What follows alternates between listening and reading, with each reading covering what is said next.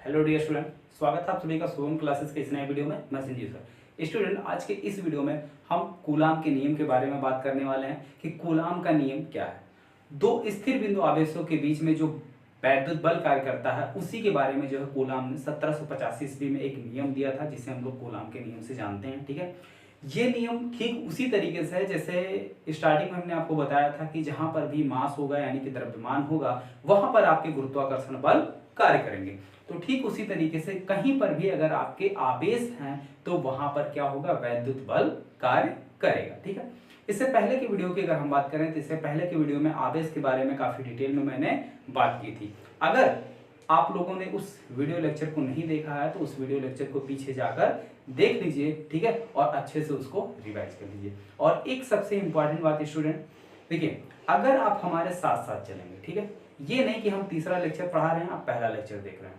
अगर आप हमारे साथ साथ चीजों को रिवाइज करते हुए चलेंगे, चीजों को पढ़ते हुए चलेंगे तो फिजिक्स जो है आपको बहुत आसान लगेगी और सारी चीजें अच्छी तरीके से आपको समझ में भी आ जाएगी। ठीक है, तो चलिए स्टूडेंट वीडियो को स्टार्ट करते हैं। वीडियो को स्टार्ट करने से पहले जितने बच्चे वीडियो को लाइव देख रहे हैं सभी लोग वीडियो को लाइक कर दीजिए।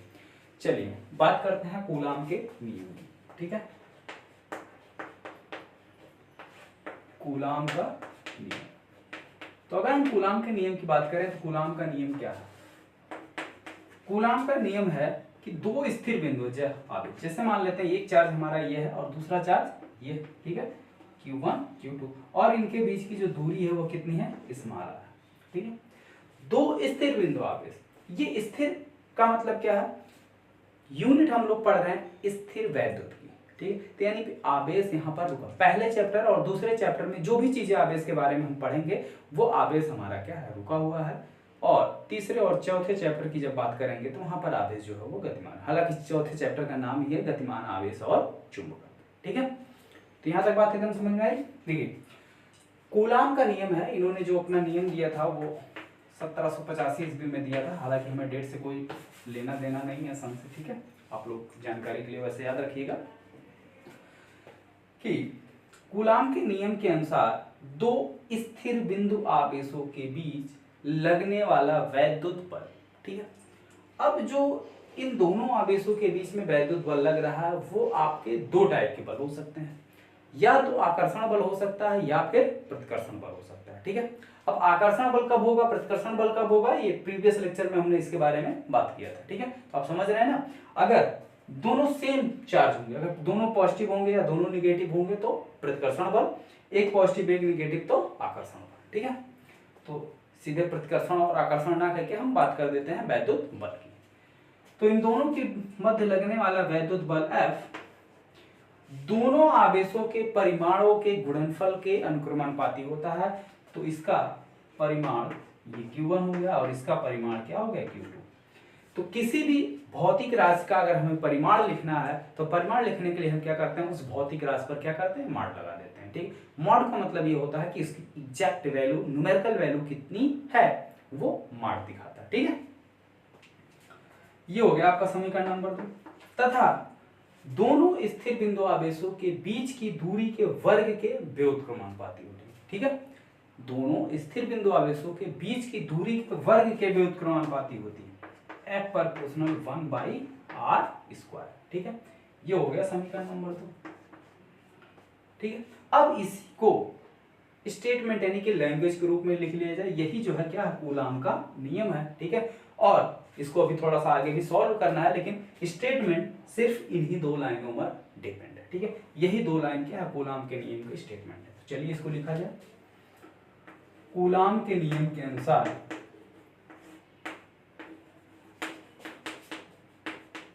कूलाम के नियम के अनुसार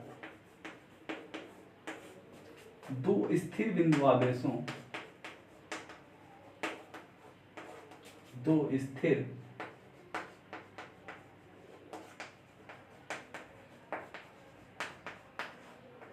बिंदु आवेशों के मध्य लगने वाला वैद्युत बल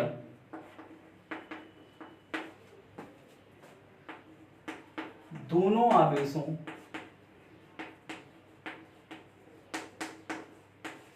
दोनों आवेशों के परिमाणों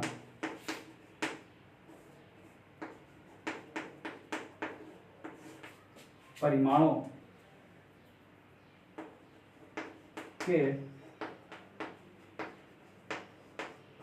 गुणनफल के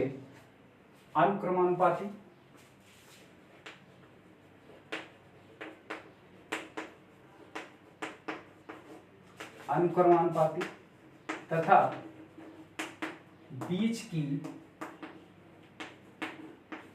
दूरी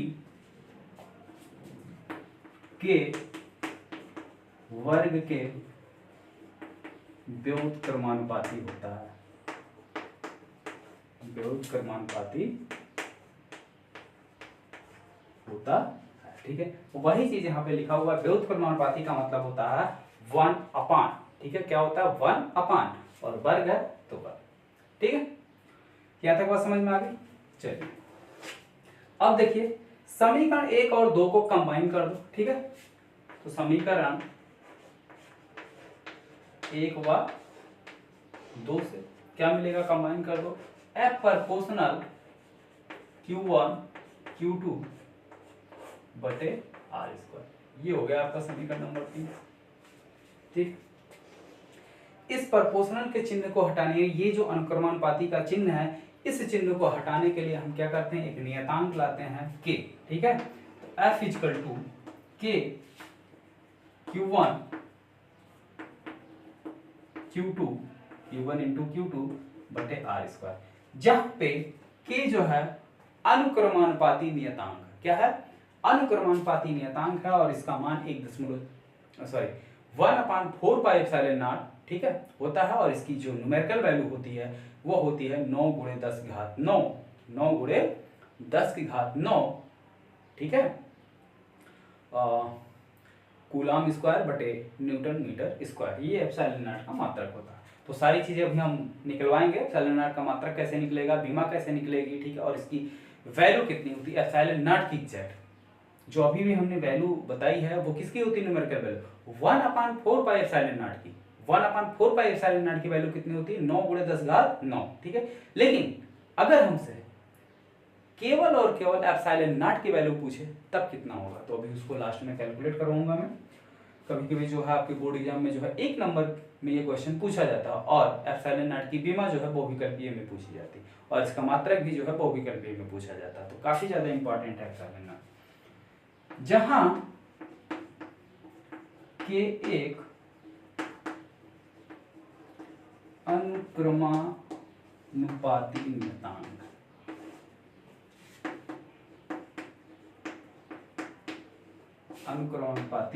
नियतांक, ठीक है, जिसका मान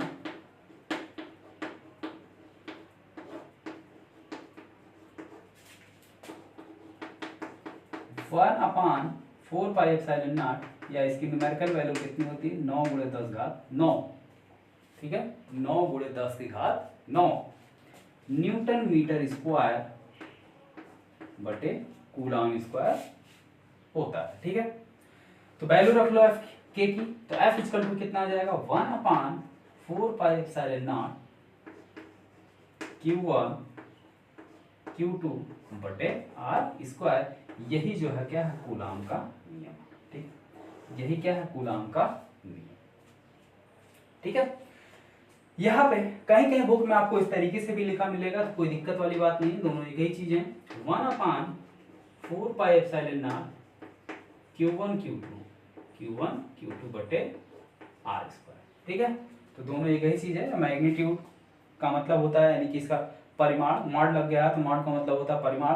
हालांकि Q1 और Q2 यहाँ पे भी जो है इसका मतलब ये हो जाएगा कि इसका जो मान दिया है वही हमें रखना होगा।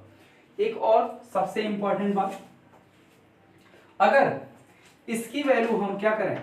1 कूलम, ठीक है, इसकी वैल्यू क्या करें? 1 कूलम रख दें, और इसकी वैल्यू भी 1 कूलम रख दें। दोनों का मान क्या करें? 1 कूलम कर दें, और इसके बीच की जो दूरी r है इसको 1 मीटर कर दें, तब इसके बीच में जो लगने वाला वैद्युत बल है वो कितना होगा, ठीक है। तो चलिए देखते हैं, स्टार बना के इसको लिखो।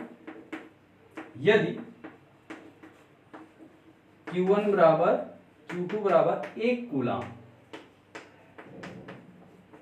ठीक है, तथा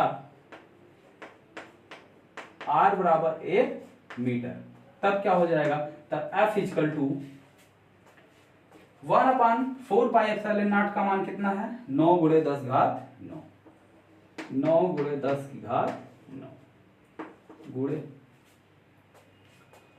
Q1 Q2 दोनों का मान कितना, 1 कूलम, तो 1 गुणे 1 कितना होगा 1 बटे r स्क्वायर, r का मान कितना है 1 मीटर, 1 मीटर, तो 1 का वर्ग करोगे 1 ही आएगा, तो हो गया 1। ठीक है, तो फाइनली कितना है 9 गुणे 10 की घात 9 न्यूटन। ठीक है, तो क्या परिभाषा बन रही है, एकांक बिंदु आवेश को एक दूसरे से 1 मीटर की दूरी पर रखने पर इनके बीच में लगने वाला वैद्युत बल 9 गुणे 10 की घात 9 न्यूटन होगा। एक बार फिर से परिभाषा सुनिए, एकांक बिंदु आवेश, यानी एकांक का मतलब होता है मान उसका एक मान लिया गया, एकांक बिंदु आवेशों के मध्य लगने वाला वैद्युत बल, ठीक है, एकांक आवेशों, एकांक आवेश यदि एक दूसरे से 1 मीटर की दूरी पर रखे हों तो उनके बीच में जो वैद्युत बल कार्य करेगा वो 9 गुणे 10 की घात 9 न्यूटन होगा। ये बिल्कुल क्लियर हो गया। चलिए, अच्छी बात है, ये अगर क्लियर हो गया है तो यहां तक आप लोग नोट कर लीजिए। अब इसके आगे बात करते हैं इसके मान की, एप्सिलॉन नॉट का मान, एप्सिलॉन नॉट का मात्रक और एप्सिलॉन नॉट की विमा, तीनों चीजें काफी ज्यादा इंपॉर्टेंट है। ठीक है, आपके 7 सेट में से किसी न किसी सेट में जरूर ये तीनों चीजें पूछी जाएंगी। ठीक है, तो काफी इंपॉर्टेंट है, तो नोट कर लीजिए इसको। यहां तक नोट करना हो नोट कर लीजिए, स्क्रीनशॉट ले लीजिए, हम थोड़ा साइड हो जाते हैं। एप्सिलॉन नॉट का मान, ठीक है, तो चलिए अब निकाला जाए एप्सिलॉन नॉट का मान। तो देखिए भाई एप्सिलॉन नॉट का मान कैसे निकलेगा। अभी रिसेंटली में हमने आपको बताया कि 1/4 pi epsilon naught equal to कितना होता है 9 गुणे 10 घात 9, मात्रक न्यूटन मीटर स्क्वायर बटे कूलम स्क्वायर। ठीक है, ये इसका मान होता है, किसका, 1/4 पाई एप्सिलॉन नॉट का। ठीक है, हमें वैल्यू चाहिए सिर्फ और सिर्फ एप्सिलॉन नॉट की, तो इसको हम क्या करें, रिवर्स कर दें, यानी पलट दें। इसको अगर हम उलट देंगे तो इधर भी उलट जाएगा, तो ये हो जाएगा हमारा 4 पाई epsilon not, 4 pi epsilon not, और इधर हो जाएगा 1/9 गुणे 10 की घात 9। ठीक है, न्यूटन मीटर स्क्वायर बटे कूलम स्क्वायर। भाई ये भी तो नीचे आएगा, मात्रक भी थी इसको। अब वैल्यू हमें चाहिए केवल और केवल एप्सिलॉन नॉट का, तो एप्सिलॉन नॉट को रखते हैं इस साइड, बाकी सबको क्या कर देते हैं, ट्रांसफर कर देते हैं इस साइड। ठीक है, तो ये एप्सिलॉन नॉट इक्वल टू 1/4 पाई से इधर गुणा दूसरी साइड जाएगा, भाग हो जाएगा, तो 4 पाई गुणे 9 गुणे 10 की घात 9। ठीक है, कूलम चला जाएगा ऊपर, यानी कूलम स्क्वायर बटे न्यूटन मीटर स्क्वायर, ये इसका मात्रक बनेगा, किसका, एप्सिलॉन नॉट का। और ये मात्रक कहां से निकल के आता है, अभी हम इसकी भी बात करेंगे। ठीक है, इस मात्रक, ये मात्रक आपका निकल के आया कहां से, अभी इसकी भी बात मैं करूंगा। ठीक है, आपको कुछ भी रटने की जरूरत नहीं है, बस आप ध्यान से देखते जाइए, हमारे साथ चीजों को समझते जाइए, सारी चीजें आपको अच्छी तरीके से समझ में भी आ जाएगी और कोई डाउट भी नहीं रहेगा और आपको याद करने की जरूरत भी नहीं पड़ेगी। जब चीजें आपको समझ में आ जाएगी तो फिजिक्स आपके डेली लाइफ से कहीं ना कहीं रिलेट करती है, और डेली लाइफ से जो चीजें रिलेट करती है उसे कभी रटा नहीं जाता, वो ऑटोमेटिक समझ में आ जाता है। चलिए, अब यहाँ पे जो पाई है, पाई का मान आप बिल्कुल स्वतंत्र हैं, चाहे 3.14 रख लीजिए या 22/7 रख लीजिए, जो आपकी इच्छा हो आप रख सकते हैं। हम यहाँ पे 3.14 रख के सॉल्व कर रहे हैं। ठीक है, तो चलिए, epsilon naught equal to 1/4 into pi की जगह 3.14 गुणे 9 गुणे 10 की घात 9। ठीक है, ये हो गया, मात्रक यही रहेगा और लास्ट में लिखेंगे। ठीक है, एप्सिलॉन नॉट, इसका इसमें गुणा कर लो, तो 1/, इसका इसमें गुणा करोगे, 4 चौक 16 के 6, 4 1 के 4, 1 5 और 4 3 12, 1 1 2 अंक पे दशमलव, 1 1 2 अंक पे यहाँ दशमलव हो जाएगा, गुणे 9 और गुणे 10 की घात 9। ठीक है, तो वही रहेगा। अब 9 से भी इसमें गुणा कर लो, 1/, 9 छक 54 के 4 हासिल 5, 9 पचे 45, 5 50 हासिल 5, 9 दूनी 18, 5 23 के 3, ठीक है, हासिल 2, 9 1 के 9 2 11, 1 2 2 अंक पे दशमलव, तो 2 अंक पे यहाँ दशमलव लग जाएगा, ठीक है, यहाँ दशमलव गुणे 10 की घात 9। अब हम क्या करते हैं, दशमलव को 1 2 2 अंक आगे लेके आते हैं। तो जब दशमलव को पीछे से आगे लाया जाता है तो पावर क्या होती है, नोट कर लो कहीं स्टार बना के, ठीक है, क्योंकि बायो वालों को 10 की पावर में 10 की पावर में काफी ज्यादा कंफ्यूजन होती है, ठीक है। हाँ। हालांकि जब प्लस रहता है तो वहां तो आप बिल्कुल सही करते हैं, लेकिन अगर यही पावर माइनस में दे दिया जाए ना तो आप बहुत कंफ्यूज होते हैं, ठीक है। अभी तो फिलहाल यहाँ प्लस में है तो कोई दिक्कत नहीं है, अभी माइनस वाला भी आगे आएगा तो भी हम समझा देंगे, ठीक है। दशमलव, ठीक है, आगे से पीछे, आगे से जब पीछे ले जाओगे, ठीक है, तो 10 की पावर, तो 10 की पावर कम हो जाती है, ठीक है। और कितनी कम होती है, जितने अंक दशमलव को हटाते हैं, ठीक है, जितने अंक दशमलव को हटाते हैं। ठीक इसी का उल्टा, जब पीछे से आगे लाते हैं, पीछे से आगे लाते हैं तो 10 की पावर क्या हो जाती है, यहाँ पे बढ़ जाती है। अब कैसे बढ़ रही है, एग्जांपल देख लो, दशमलव यहाँ है, पीछे से आगे ला रहे हैं, 1 2 2 अंक हम किसका रहे हैं, ठीक है। तो अब क्या हो जाएगा, epsilon naught equal to 1/1.1304 into 10 की पावर 9 ऑलरेडी है तो ऐसे लिखो। दशमलव यहाँ था, 1 2 2 अंक हमने खिसका दिया तो पावर इसकी बढ़ जाएगी, कितनी बढ़ेगी, 2, ठीक है। तो 9 और 2 कितना हो जाएगा, 11।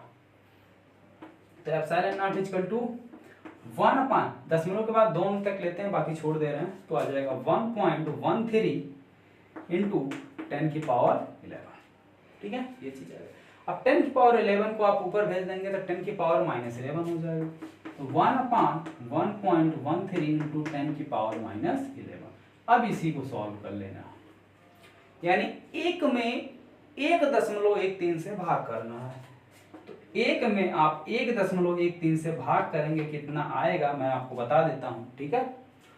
देखिए सबसे पहली बात तो यहाँ 2 अंक पे दशमलव है, चुपचाप 2 जीरो यहाँ बढ़ा लो, दशमलव हटा दो, ठीक है, हट गया दशमलव। अभी भी भाग जाएगा, नहीं तो 1 दशमलव बढ़ाया, यहाँ 0 आ जाएगा। अब भाग जाएगा लगभग 8 बार, ठीक है, 8 बार जाएगा। आप लोग अब तो नॉर्मली आप भाग कर ही सकते हैं ना, तो हम डायरेक्ट लिख दे रहे हैं कितना आएगा, कितना बार जाएगा, और भी आगे जाएगा तो 4 डिजिट तक बहुत है, ठीक है। तो सीधे सीधे लिख दे रहे हैं हम, epsilon naught equal to 0.8849 into 10 की पावर -11, मात्रक क्या है, यही रहेगा मात्रक, कूलम स्क्वायर बटे न्यूटन मीटर स्क्वायर, ठीक। हाँ, अब इसको थोड़ा सार्थक अंक में कर लेते हैं।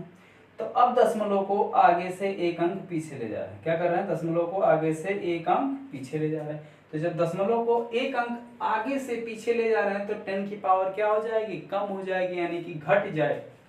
कम होने का मतलब क्या, घट जाती, ठीक है, और बढ़ जाने का मतलब जुड़ जाती है।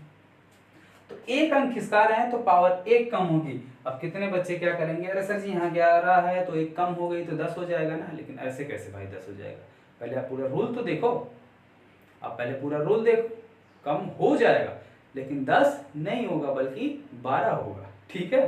कैसे 12 होगा, ध्यान से देखो, epsilon naught equal to 8.849 into 10 की पावर -9, 11 है, 1 अंक दशमलव हमने खिसका दिया तो पावर 1 कम हो जाएगी, ठीक है। और जब पावर बढ़ी थी तो क्या हुआ था, बढ़ गई थी इस तरीके से, तो कम हो जाएगी, यानी कि -1, ठीक है। अब -11 -1 कितना हो जाएगा, -12, 8.849 गुणे 10 की घात -12 कूलम स्क्वायर बटे न्यूटन मीटर मीटर स्क्वायर। अब दशमलव को 2 अंक तक देखते हैं, ठीक है। तीसरा अंक देख रहे हैं 5 से बड़ा है, तो पहले वाले में एक जोड़ देते हैं, बाकी तीसरा हटा देते हैं। तो एप्सिलॉन नॉट इक्वल टू आ जाएगा 8.85 इंटू 10 की पावर -12 कूलम स्क्वायर बटे न्यूटन मीटर स्क्वायर। आपका ये भी मान सही है। अगर आप नहीं आगे करना चाहते हैं तो यहीं तक छोड़ देंगे, कोई दिक्कत नहीं, या आगे सॉल्व करना चाहते हैं तो यहाँ तक कर लेंगे, कोई दिक्कत नहीं, ठीक है। चलिए एप्सिलॉन नॉट का मात्रक देखते हैं कहां से निकल के आया।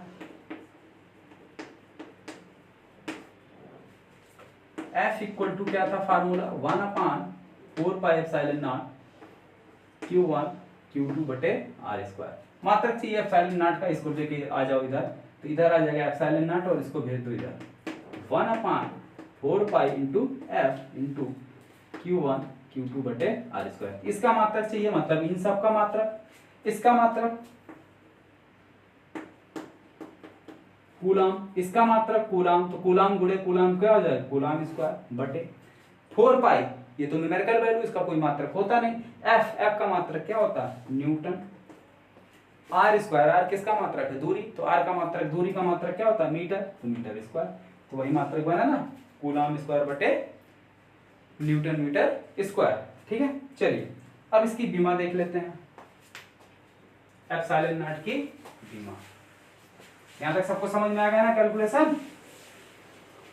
चलिए कोई दिक्कत नहीं, अगर किसी को दशमलव में कोई कंफ्यूजन होगा तो कोई टेंशन लेने की जरूरत नहीं है। हम जितनी बार दशमलव वाली चीजें आपको बताएंगे उतनी बार आपको बताते रहेंगे, और तब तक बताएंगे जब तक आपका डाउट एकदम क्लियर नहीं हो जाएगा, ठीक है। तो कोई डरने की बात नहीं। हाँ, डाउट से याद आया, कोई कार्तिक करके थे, उन्होंने एक सवाल पूछा था, ठीक है, कमेंट बॉक्स में। हमने कहा था इलेक्ट्रॉन आवेश के बारे में, ठीक। आवेश जो है इलेक्ट्रॉन का पूर्ण गुणज होता है, ठीक है, यानी वो फ्रैक्शन के रूप में नहीं होता, यानी कि दशमलव में ना आए, ठीक है, पूरा अंक होना चाहिए। तो उन्होंने पूछा था क्या 4e/2 हो सकता है। तो भाई देखते हैं, इलेक्ट्रॉन ई का गुणज होना चाहिए, क्या ई का पूर्ण गुणज, गुणज का मतलब पूर्ण गुणज, तो क्या पूर्ण गुणज है, 4/2 इंटू 2, इसको सॉल्व करो कितना आ जाएगा, 2 इंटू वी, पूर्ण गुणज तो है ही है, तो क्यों नहीं हो सकता, ठीक है, पूर्ण गुणज है, बिल्कुल हो सकता है।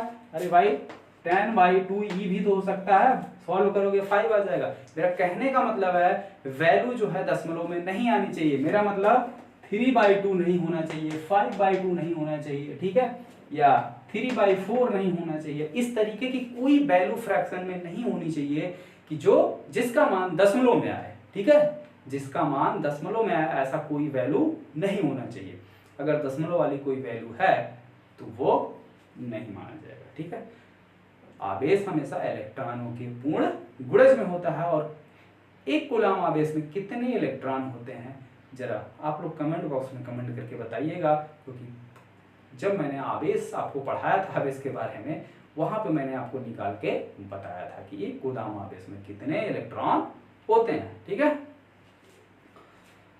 चलिए आ जाइए, एप्सिलॉन नॉट का मान नहीं भाई, बीमा मान तो निकाल चुके हैं। एप्सिलॉन नॉट की बीमा के लिए एप्सिलॉन नॉट का मात्रक आ जाओ ध्यान पे, ये रहा एप्सिलॉन नॉट का मात्रक, कूलम। कूलम किसका मात्रक है, आवेश का, और आवेश की बीमा क्या होती है, 80।